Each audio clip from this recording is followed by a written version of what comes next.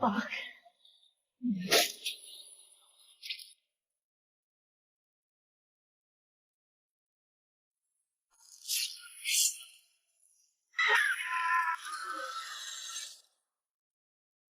Jesus fucking Christ!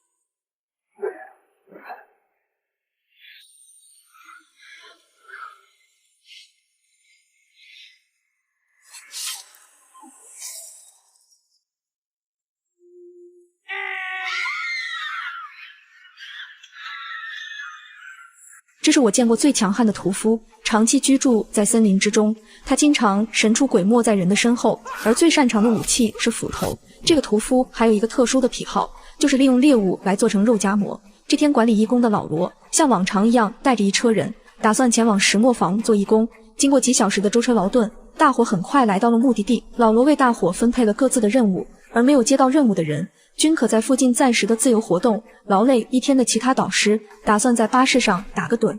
此时，屠夫拖着饼车来到了这里，正在车上休息的几人便立马领了盒饭。另一边，倒霉的帽子哥和卷毛被安排到脏乱不堪的仓库工作。由于两人受不了里面的气味，打算从这里溜出去偷懒，可一旁看管他俩的胡子哥却还在外面守着二人。此时，聪明的两人弄出了一点烟雾，并迅速做了2个假人跑了出去。为了偷懒，这两人也真是够拼的。而毫无察觉的胡子哥还在默默欣赏着前妻的照片。他不知道的是，屠夫已来到了他的身后。由于刚才偷懒溜掉的两混蛋弄出的烟雾会导致他产生幻觉，此时胡子哥看啥眼里都像自己的女人。他高兴地来到女人的面前。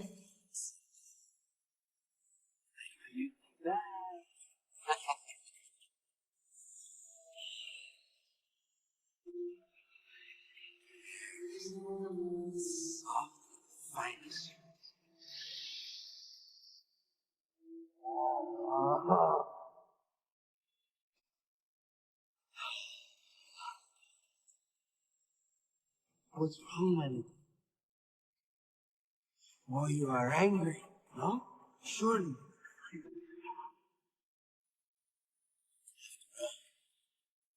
Life is much too short. 屠夫迅速抓住他的脖子，并立马让他脑袋搬了家。而不想干活的胖子正在森林附近瞎溜达，这不出意外的话，意外应该马上要发生了。就在这时，一棵大树突然要倒下来，他想躲开，却被树枝绊倒。来不及躲闪的胖子立马领了盒饭，这没事瞎转悠个啥？此时，一个老头来到警局报案，辩称自己是调查员麦克，一直秘密在调查有人失踪案件。他告诉女警劳拉，自己调查到附近的石磨坊可能有屠夫出现。可劳拉不怎么相信这种话，觉得他是个疯子。此时，麦克拿出一堆资料想证明一下，却被旁边的男警笑话了一番。听不下去的劳拉让同事将男人关起来。眼看情况不对的麦克只能离开这里。等男人走后，不放心的劳拉还是打算让同事去石磨坊看看，毕竟有一句老话叫小心驶得万年船。接着劳拉并向上级汇报了情况，要求能够多增派一些人手过来。突然奇怪的声音吸引了他的注意，他谨慎地来到屋外查看，可看了看却什么也没有。就当他要返回去时，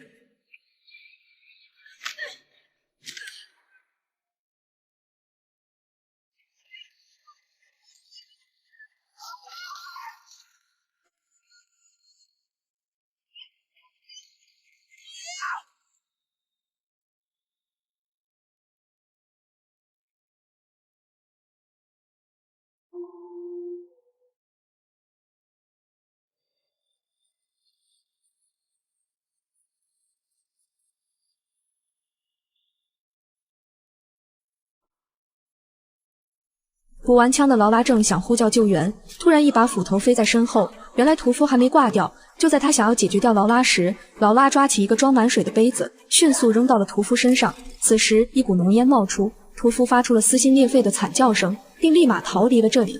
这屠夫难道怕水？体力不支的劳拉晕了过去。这时没事做的约翰又在森林瞎溜达，突然他看到一个大饼车出现在眼前。就当他感到疑惑时，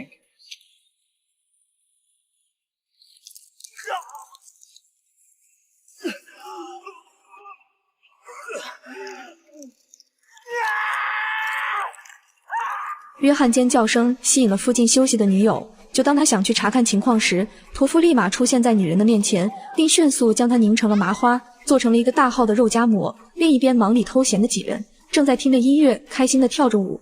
就当轮到男人表演节目时，屠夫立马窜了出来，害怕的女人立马离开了这里。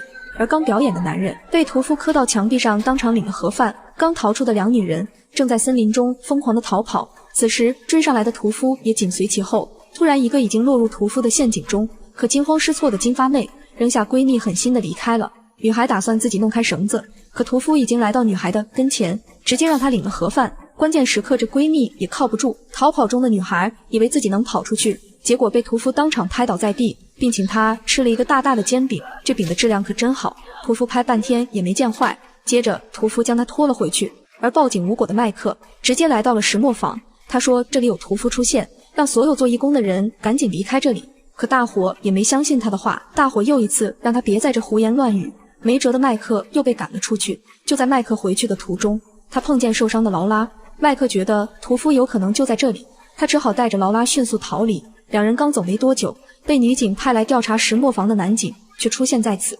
本想搭个便车，谁知两人跑那么快，就在他转身的功夫，竟撞见了屠夫的大饼车。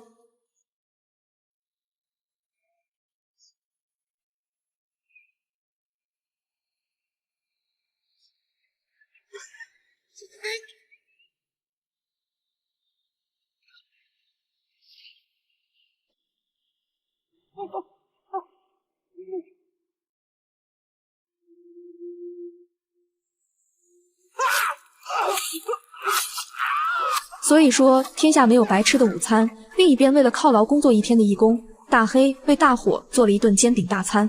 可当老罗拿起一张面饼时，却是被树压的胖子，这就让他瞬间呆住了。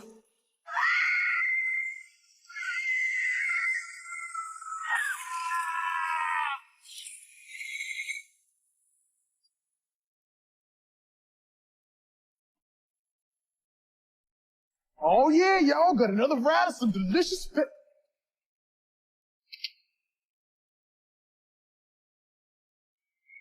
Jesus fucking Christ!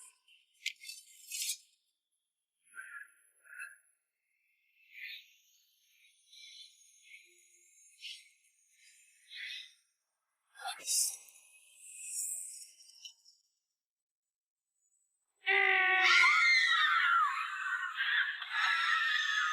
反应过来的大伙被吓得四处逃窜，而管事的老罗不顾别人的安危，弄开了后门，自己躲了起来，不管外面的人如何呼叫。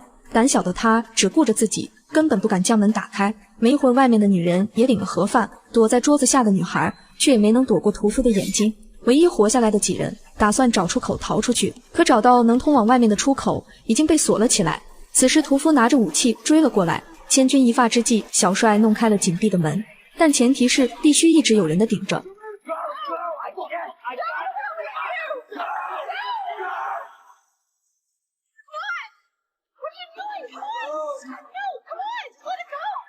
Go ahead and cut.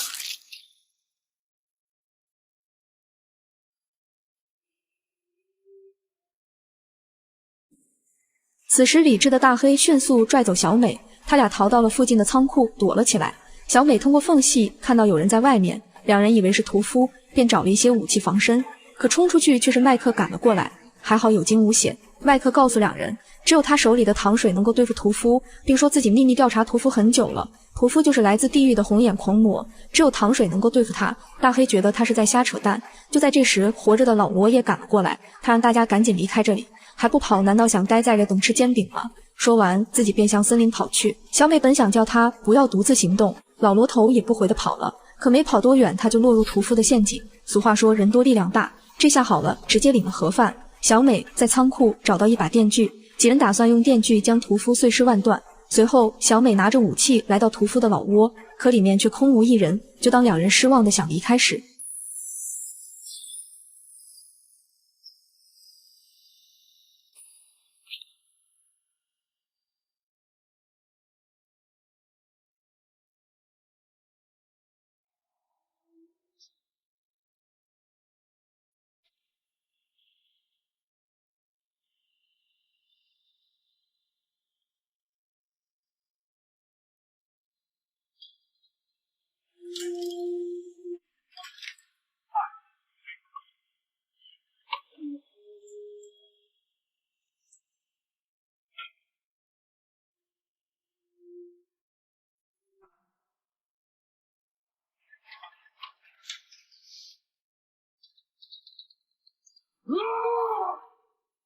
屠夫一把将大黑扔到一旁，就在小美拿出糖水对付屠夫时，却被他一斧头钉到了墙上。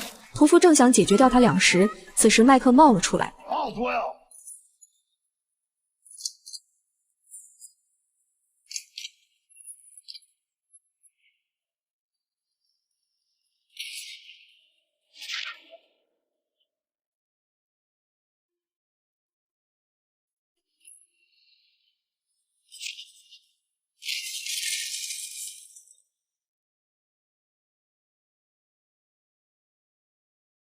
就当几人以为已经解决掉屠夫，打算想离开时，屋内的屠夫立马又醒了过来，并拿着武器追了出来。麦克想用糖水对付屠夫，可尴尬的是袋子撕了半天没撕开，气愤的屠夫一拳将他击倒在地。此时屠夫立马抓住小美，一把将她扔到了屋内。被屠夫扔进来的小美，她发现几罐做煎饼的糖水，麦克让她将糖水涂满全身，近距离和屠夫战斗便可以消灭的屠夫。随后小美按照麦克的方法将糖水弄满全身，接着用语言向屠夫挑衅了一番。气愤的屠夫直接冲进了屋内，小美见此机会抱住了屠夫，并将部分糖水灌入屠夫的嘴里。没一会儿，屠夫身体就冒出了一股浓烟，并瘫倒在地上。伴随着一声爆炸，屠夫也彻底领了盒饭。